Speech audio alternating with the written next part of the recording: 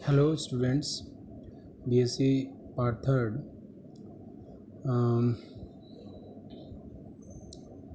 आज हम अध्ययन करेंगे साइनसोइडल वेव इक्वेशन। देखिए, क्लासिकल मैकेनिक्स में जो वेव इक्वेशन किस प्रकार से बताई गई और फिर उसका श्रोडिंजर व्युत्पन्न कैसे बनाया गया, मतलब श्रोडिंजर ने फिर क्या डिराइव किया। तो जो अभी तक हमने देखा कि इलेक्ट्रॉन की कणीय प्रकृति के साथ में तरंगीय प्रकृति भी होती है, वो तरंग की तरह भी व्यवहार करता है। तो इलेक्ट्रॉन जो है तरंग की तरह व्यवहार करता है, मतलब वो अप्रगामी तरंग के रूप में इलेक्ट्रॉन व्यवहार करता है। तो उसकी तरंग की तरह व्यवहार करता है, तो उसकी एक तरंग लंबाई मतलब तरंग दैर्घ्य होगी, ठीक है। और क्लासिकल मैकेनिक्स के अनुसार जो इलेक्ट्रॉन तरंग है को एक गणितीय समीकरण के रूप में व्युत्पन्न किया गया। उसको हम किस प्रकार से लिख सकते हैं। मान लीजिए अप्रगामी तरंग है, किन्हीं दो पॉइंट्स मैंने यहाँ पे चित्र में दिखाया है। कोई दो पॉइंट्स हैं, उसके बीच में एक तो तार है। उस तार को यदि हम एक्स एक्सिस की दिशा में अप्रगामी तरंग उस तार में उत्पन्न करते हैं, तो उसके लिए जो गणितीय समीकरण है वो किस प्रकार से आएगा। तो d square phi upon d x squared equals to 1/v squared d square phi upon d t square.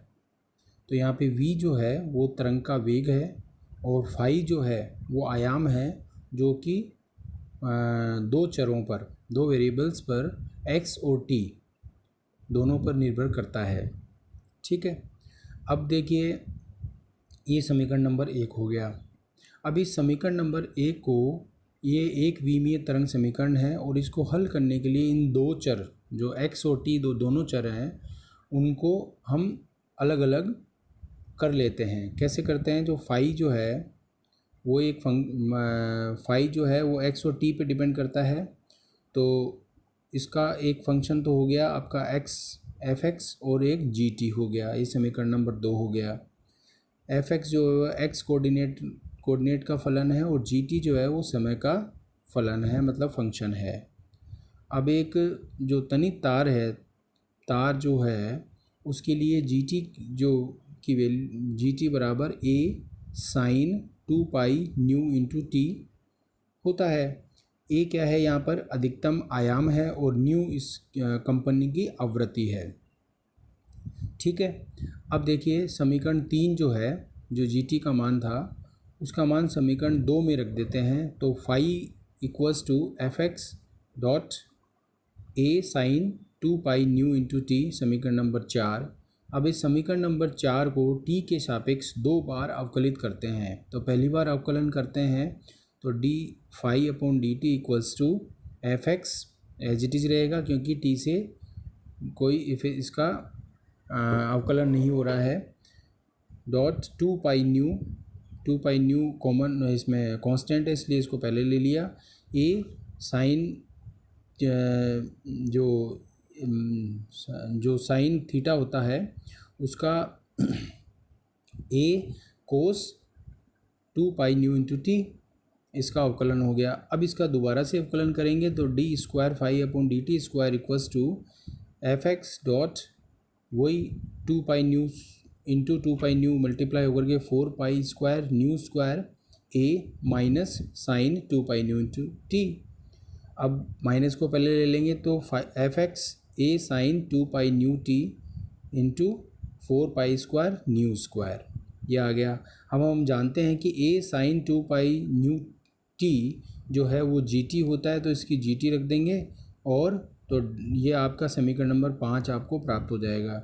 अब समीकरण 2 जो है उसको x एक्सिस के सापेक्ष 2 बार अवकलित करते हैं। एक्स एक्सिस सापेक्ष 2 बार अवकलित करते हैं तो d square phi upon d x squared equals to d squared f(x) और gt upon d x square.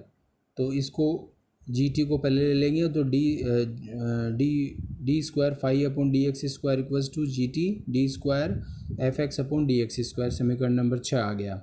अब समीकरण नंबर 1, 5 और 6 को मिलाने पर, क्योंकि देखिए समीकरण नंबर 1 में d square phi upon d x square है, d square phi upon d t square है, ठीक है। तो हम इसका d square phi upon d square, समीकरण नंबर 1 देखिए d square phi upon d x square है, उसकी जगह हम क्या लिख देंगे, ये इसकी वैल्यू लिख देंगे g t d square f x upon d x square बराबर minus 4 pi square nu square f x g t upon v square. अब देखिए इसमें जो है वो इसमें जी टी से जी टी कैंसिल हो जाएगा और d square f x upon d x squared equals to minus 4 pi square nu square f x upon v square. अब हम जानते हैं कि v जो वेग है वो v जो डिनोमिनेटर में है v, उसको उसकी जगह हम क्या रख सकते हैं, v equals to lambda into nu होता है।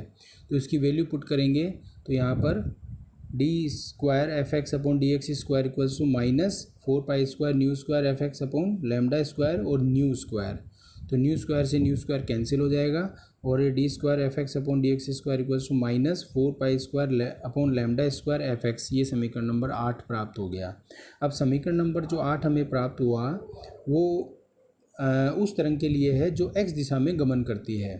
अब इलेक्ट्रॉन तो क्या है, इलेक्ट्रॉन तो एक पूरे स्पेस में गति कर सकता है, इसलिए एक विमीय समीकरण इसमें की बजाय हम इसको त्रिविमीय मतलब 3 डायमेंशनली इलेक्ट्रॉन की गति के कारण उसको त्रिविमीय समीकरण भी लिख सकते हैं। तो एफ एक्स जो है वो साई, एफ एक्स जो है वो तो एक्स दिशा में है, साई जो होगा वह एक्स वाई जेड तीनों दिशा में इसका फंक्शन हो गया।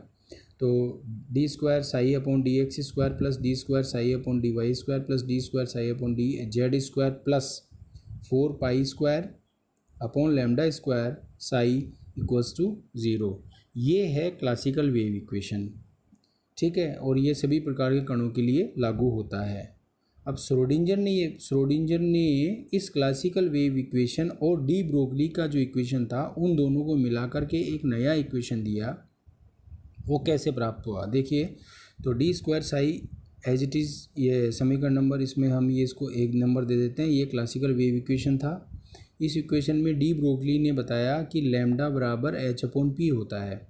तो लैम्डा बराबर एच अपॉन एम वी, तो जहाँ पे लैम्डा है वहाँ पर एच अपॉन एम वी की वैल्यू पुट कर देते हैं समीकरण नंबर 1 में, इस समीकरण में, ठीक है। तो हमारे पास ये समीकरण आ गया, ठीक है। अब इसमें इस लैम्डा बराबर एच अपॉन एम वी को समीकरण नंबर 2 दे दीजिए, ठीक है, और इसमें ये 3 आपको प्राप्त हो गया। अब देखिए इलेक्ट्रॉन की जो कुल ऊर्जा है वो kinetic energy plus potential energy के योग के बराबर होती है। हम जानते हैं कि kinetic energy 1/2 mv square plus यहाँ पोटेंशियल एनर्जी को कैपिटल V से डिनोट कर दिया। तो हम m स्क्वायर वी स्क्वायर की वैल्यू निकालेंगे तो ये 2m e माइनस वी आ गया। तो समीकरण नंबर 4 आ गया। यहाँ पे m स्क्वायर वी स्क्वायर की जो वैल्यू है इस समीकरण नंबर 3 में रख देंगे तो हमारे पास समीकरण नंबर 5 आ जाएगा। तो ये क्या हो गया, d squared psi upon d x squared plus d squared psi upon d y squared plus d squared psi upon d z squared plus 8 pi squared m upon h squared e minus v into psi equals to 0। ये आपका second order differential equation है और इसमें time independent equation है और ये Schrödinger का equation है, ठीक है। अब देखिए ऑपरेटर क्या होते हैं। ऑपरेटर जनरली एक मैथमेटिकल मेथड है जिसमें किसी एक फंक्शन को दूसरे फंक्शन में बदला जा सकता है, उसको हम ऑपरेटर कहते हैं। तो जनरली ये जो हमारे श्रोडिंजर इक्वेशन में ये आपका d squared psi upon d x squared plus d squared psi upon d y squared plus d squared psi upon d z squared, ये जो है आपका इसको हम डेल से इसको कॉमनली डेल से डिनोट करते। डेल यहाँ पे एक ऑपरेटर है, उसको हम लैप्लासियन ऑपरेटर कहते हैं। तो del squared psi plus 8 pi squared m upon h squared e minus v into psi equals to 0 समीकरण नंबर 6, ठीक है। अब इस समीकरण को हम थोड़ा चेंज कर लेते हैं। चेंज ऐसे किया कि इसमें इस h को इधर ले आएंगे तो minus h squared upon 8 pi squared m del squared psi equals to e minus v into psi. ठीक है, और इसको हम वी ये पोटेंशियल एनर्जी इंटू साई है, उसको हम इधर ले आएंगे तो ये प्लस में इसमें जुड़ जाएगा, और प्लस में ये जुड़ जाएगा तो इसको साथ में, तो ये क्या आ गया, समीकरण 7 हमें मिल गया। Minus h squared upon 8 pi squared m into del squared plus v जो कि पोटेंशियल एनर्जी है into psi equals to e जो कि टोटल एनर्जी है, और इंटू साई। तो हम इस ये जो ब्रैकेट में मैंने दिखाया है उसको हम h रख देंगे, h into psi equals to e into psi. तो h यहाँ पर हैमिल्टोनियन ऑपरेटर है। ठीक है, और ये भी एक तरह से श्रोडिंजर इक्वेशन ही मानी जाएगी और होती है। अब हम जानते हैं कि इसको और दूसरे रूप में कैसे लिख सकते हैं, h cross equals to h upon 2 pi. इसकी वैल्यू यहाँ पुट करेंगे तो आपके पास ये हैमिल्टोनियन ऑपरेटर का ये इक्वेशन आपके पास आ जाएगा। अब देखिए वेव फंक्शन की मतलब क्या फिजिकल सिग्निफिकेंस है, क्या उसका उसका भौतिक सार्थकता क्या है।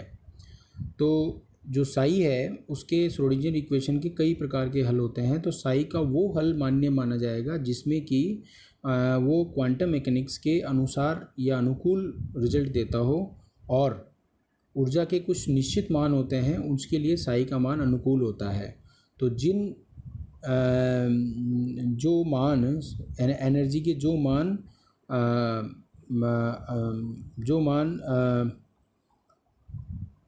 अनुकूल होते हैं जिसमें साई का मान ऐसे मान जिसमें कि विशेष मान जिसमें कि साई का मान अनुकूल होता है, उन एनर्जी के मानों को हम आइगन वैल्यू कहते हैं, और ऐसे मानों को साई के ऐसे मानों को हम आइगन फंक्शन कहते हैं। तो इस इक्वेशन को हम आइगन इक्वेशन के रूप में भी लिख सकते हैं, h psi n equals to e n और साई एन। ठीक है, अब साई की क्या प्रॉपर्टीज़ होती है, देखिए साई जो होता है वो फंक्शन एक ऐसा होना चाहिए जिसमें कि साई का मान जो है वो कंटिन्यूअस सतत होना चाहिए, फाइनाइट निश्चित होना चाहिए, उसकी वैल्यू सिंगल वैल्यूड होनी चाहिए, और अगर ऐसा नहीं होता है, सिंगल वैल्यू नहीं होती है, तो उसकी प्रोबेबिलिटी का मान 1 से अधिक हो जाएगा जो कि संभव नहीं है। और साई का मान नॉर्मलाइज्ड होना चाहिए। नॉर्मलाइज का मतलब होता है कि माइनस इनफाइनाइट से प्लस इनफाइनाइट तक इलेक्ट्रॉन के पाए जाने की, ओवरऑल पूरे स्पेस में इलेक्ट्रॉन के पाए जाने की जो संभावना है, जो प्रायिकता है, वो उसका मान 1 होना चाहिए। वो साई जो है वो नॉर्मलाइज साई होगा। ठीक है, अब इसके बाद में साई और साई स्क्वायर का फिजिकल सिग्निफिकेंस क्या है। साई का कोई फिजिकल सिग्निफिकेंस नहीं होता, साई केवल उस जो तरंग है उसका जो है उसके आयाम के बारे में बताता है, जबकि साई स्क्वायर जो है उसकी भौतिक सार्थकता होती है, वो ये बताता है कि स्पेस के अंदर इलेक्ट्रॉन के पाए जाने की संभावना या की प्रायिकता को प्रदर्शित करता है। ठीक है, अब देखिए नॉर्मलाइज्ड वेव फंक्शन क्या होता है, ऑर्थोगोनल वेव फंक्शन क्या होता है। सिंपल है, और नॉर्मलाइज वेव फंक्शन ऐसे वेव फंक्शन होते हैं जिनका